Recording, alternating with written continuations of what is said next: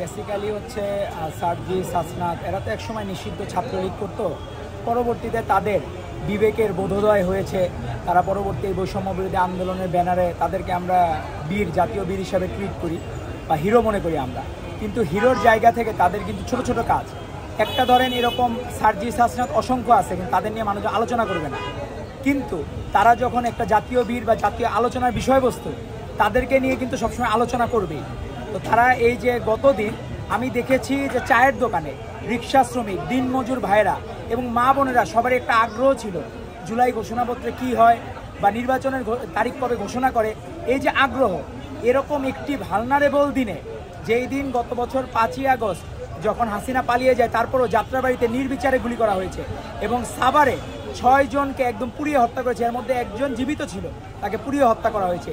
এরকম একটি শোকের দিনে আপনি আনন্দ আর শোক দুই ভাই বোনের মতো পাশাপাশি অবস্থান করে, তো আপনি সেই শোকের দিনে আপনি যখন কক্সবাজারে যাবেন, তো সেটি বাংলাদেশের মানুষ ভালোভাবে নেয়নি এবং তারা মনে করেছে যে তাদের সাথে এক ধরনের বিশ্বাসঘাতকতা করা হয়েছে, তাদের আবেগ নিয়ে খেলা হয়েছে।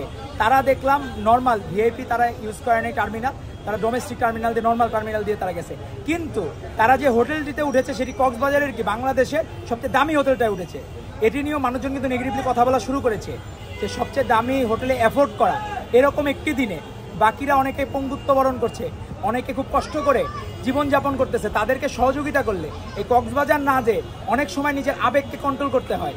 তারা বললো যে আমরা একটু ভ্রমণে গিয়েছি, তাহলে তারা এত বাজেট নিয়ে যখন ভ্রমণে যাবে, বাংলাদেশের মানুষ কিন্তু সেই আগের মতো লীগের আমলে রাজনীতি আর দেখতে চায় না। লীগের লোক কোনো জায়গায় গেলে হাই প্রোফাইল ভিআইপি প্রোটোকল পাওয়া, কারণ তারা যে হোটেলটায় উঠলো এটি নিয়ে বাংলাদেশের মানুষ বিতর্ক তুলবে।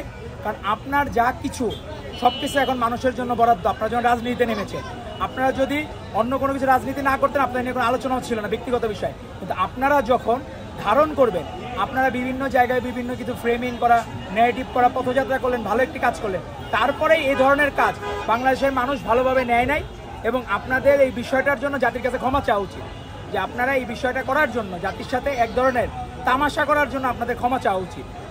ধন্যবাদ আপনাকে।